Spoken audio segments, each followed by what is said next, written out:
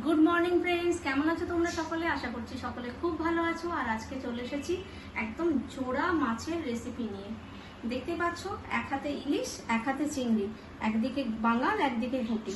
মোটেই আমি সেই দ্বন্দ্বে কিন্তু যাচ্ছি না। আমি আজকে দু রকমের মাছের রেসিপি নিয়ে চলে এসেছি এবং আমি একদম ইলিশ মাছের প্রচন্ড পরিমাণে একদম ভক্ত বলতে পারো। তো এক হাতে আছে সর্ষে ইলিশ, এক হাতে আছে চিংড়ি পোস্ত। তো এই দুটো রেসিপি আজকে কিভাবে বানালাম, কতটা ইজিভাবে বানালাম, সেই দুটো রেসিপি নিয়ে তোমাদের কাছে চলে এসেছি। একদম স্কিপ না করে পুরো ভিডিওটা অবশ্যই দেখো, যাতে তোমাদের বুঝতে সুবিধা হয়। আর যদি ভালো লাগে তাহলে কি করতে হবে? Like, comment, share. আর চ্যানেলটাকে কিন্তু সাবস্ক্রাইব করে পাশে থাকতেই হবে। বেল বাটনটা অন করে দিও, যাতে যে কোনো ভিডিও তোমাদের কাছে সবসময় আগে গিয়ে পৌঁছে যায়। আর যদি ভালো লাগে অবশ্যই পাশে কিন্তু থাকতেই হবে। ভালো থেকো, সুস্থ থেকো। দেখা হচ্ছে আবার খুব তাড়াতাড়ি একটা নতুন ভিডিও নিয়ে। ততক্ষণের জন্য টাটা, বাই। মাছগুলোতে আগে একটু নুন হলুদ মাখিয়ে নিই, তারপরে পেস্টটা বানাবো। ততক্ষণে মাছের মধ্যে নুনগুলো ঢুকে যাবে।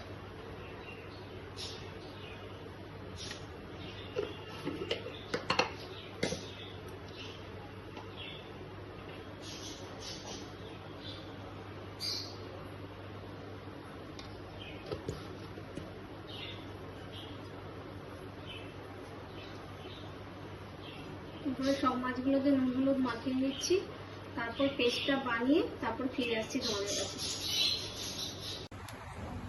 তো মাছগুলোকে ভেজে নেবো আগে, তার জন্য আগে সরষের তেল দিয়ে দিচ্ছি কড়াতে।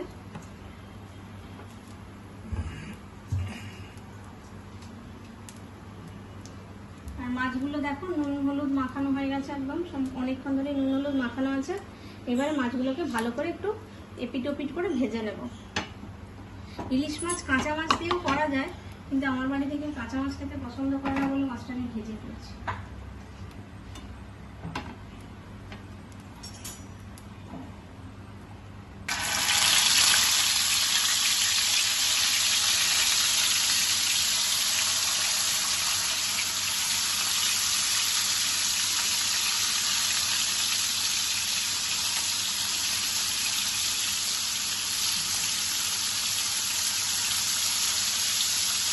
এই সর্ষের যে পেস্টটা বানানো ছিল সেটা বানিয়ে নিয়েছি। এবার এটাকে না একটু সেঁকে নেবো, নাহলে যখন গ্রেভিটা খাবো না মুখের মধ্যে সর্ষের দানাগুলো পড়লে ভালো লাগবে না সেটা।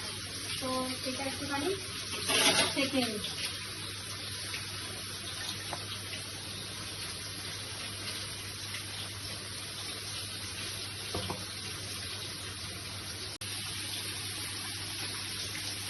দেখো একটা সুন্দর কিন্তু স্মুথ একটা, জানি না আলোর জন্য রিফ্লেকশনে কতটা তোমরা বুঝতে পারছো, আর কতটা কালো সর্ষে কতটা বেরিয়েছে তুমি শুধু দেখো। এই সর্ষেটা পেটে গেলে গ্যাসেরও প্রবলেম হবে, আর মুখের মধ্যে টেস্টটাও কিরকমটা ভালো লাগবে।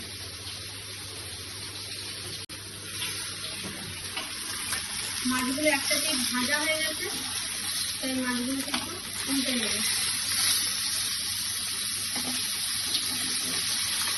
ভালো তেল বেরিয়েছে মাছটা থেকে, ছোটো মাছ ছিল কিন্তু মাছটা থেকে ভালো মতো তেল বেরিয়েছে।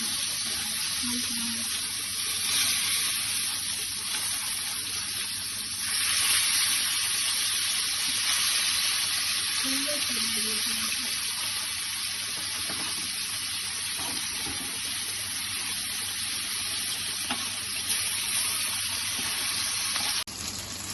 মাছগুলো ভাজা হয়ে গেছে, নামিয়ে নিচ্ছি।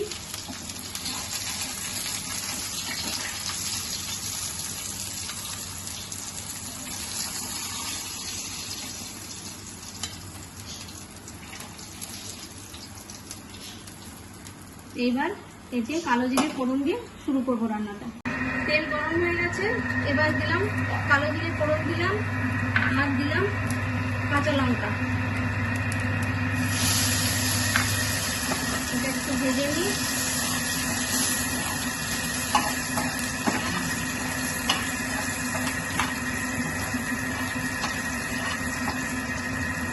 এবারে এতে দেব এই যে সর্ষের পেস্টটাকে একদম ছেঁকে রেখেছি, এই সর্ষের পেস্টটা এর মধ্যে দিয়ে দেবো।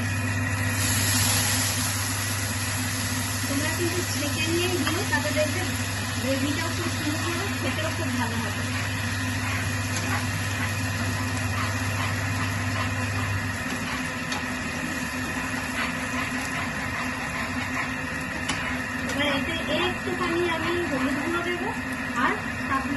নুন,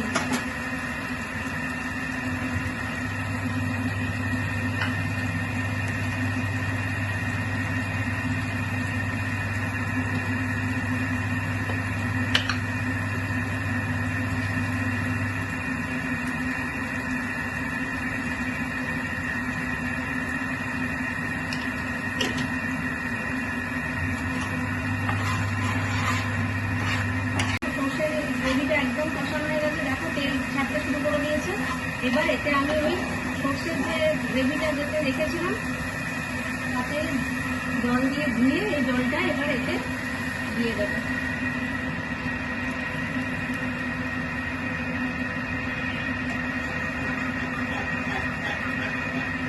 একটুখানি ফুটে গেলে মাছগুলো দিয়ে দেবো।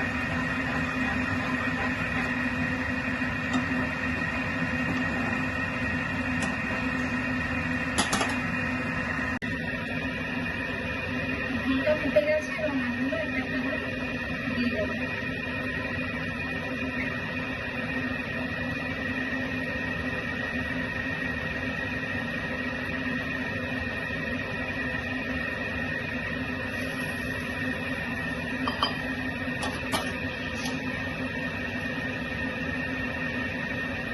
হয়ে গেছে একদম পুরোপুরি। এবার উপর থেকে পর্যাপ্ত পরিমাণে সর্ষের তেল দিতে হবে।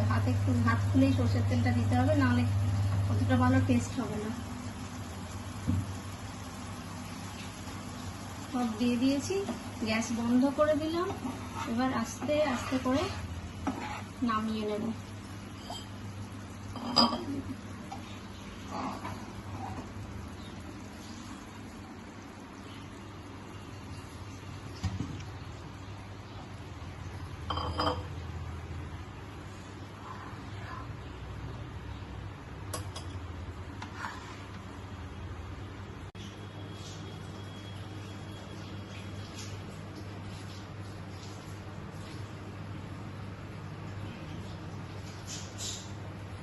চিংড়ি মাছের পোস্ত বানানোর জন্য প্রথমে চিংড়ি মাছগুলোকে নুন হলুদ দিয়ে ভালো করে আগে ভেজে নেব, তারপরে পোস্ত বানাবো। খুবই সিম্পল একটা রেসিপি, একদম 5 মিনিটের মধ্যেই রান্না হয়ে যাবে। আর চিংড়ি মাছ তো ভীষণ নরম, তাড়াতাড়ি সেদ্ধও হয়ে যায়। প্রথমে কড়াতে আমি দিয়ে দেব তেল। চিংড়ি মাছগুলো ভাজার জন্য দিয়ে দিলাম তেল। আলাদা করে আর আমি নুন হলুদ মাখাচ্ছি না, একবারে কড়ার তেলের মধ্যেই নুন আর হলুদ দুটোই দিয়ে দেবো।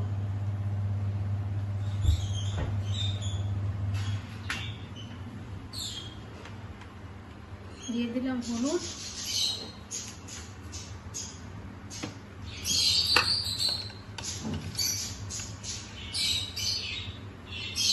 দিয়ে দিলাম নুন।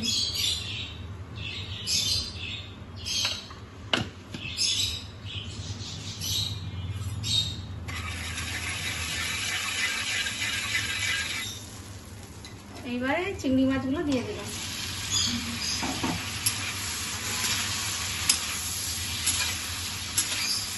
বেশ লাল লাল করে চিংড়ি মাছগুলোকে ভাজা হতে হতে আমি পোস্তটা মিক্সিতে বেটে নিই। চিংড়ি মাছগুলো একদম সুন্দর করে লাল লাল করে ভাজা হয়ে গেছে। এবার চিংড়ি মাছগুলো আমি তুলে নিচ্ছি।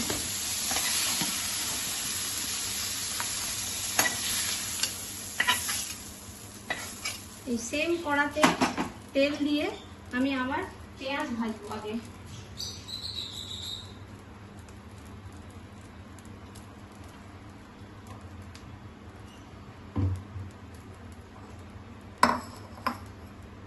তেলের মধ্যে এই যে পেঁয়াজগুলো, দুটো ছোট ছোট পেঁয়াজ আমি কুচিয়ে নিয়েছি, এগুলো ভাজতে দিয়ে দেবো।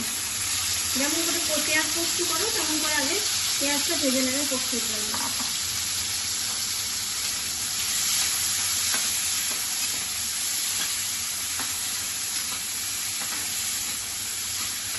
একটু লাল লাল করে ভাজা হয়ে গেলেই পোস্তটা দিয়ে দেবো, আর অল্প একটু পোস্তর জন্য নুন দেবো। একদম সুন্দর করে লাল লাল করে পেঁয়াজ ভাজা হয়ে গেছে। এইবার এতে আমি দিয়ে দেবো পোস্তটা। এই যে পোস্ত মিক্সিতে বাটা আছে, এবার এই পোস্তটা দিয়ে দেবো।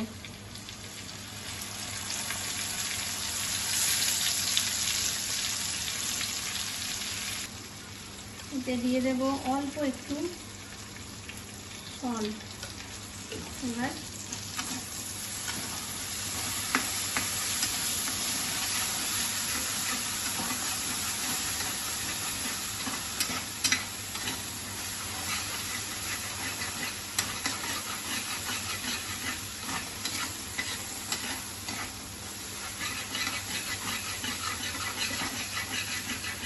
এবার এতে দিয়ে দেবো চিংড়ি মাছগুলো।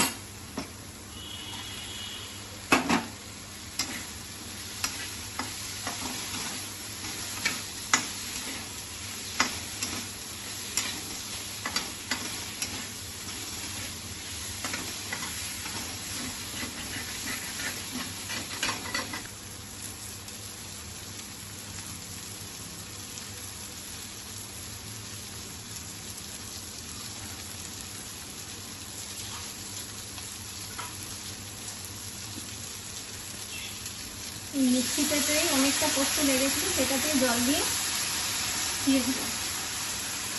এবার একটুখানি সেদ্ধ হবে, তারপরে নামিয়ে নেব।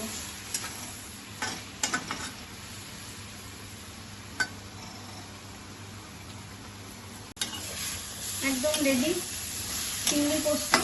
এবার নামিয়ে নেব চিংড়ি পোস্তটা। সুন্দর একদম মাখা মাখা চিংড়ি পোস্ত রেডি।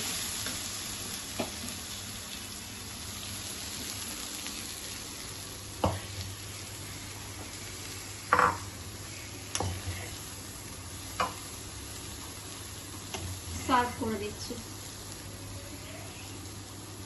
প্রকৃত অর্থায় মাছে ভাতে বাঙালি, আজ আমাদের বাড়িতে সেটাই হয়েছে।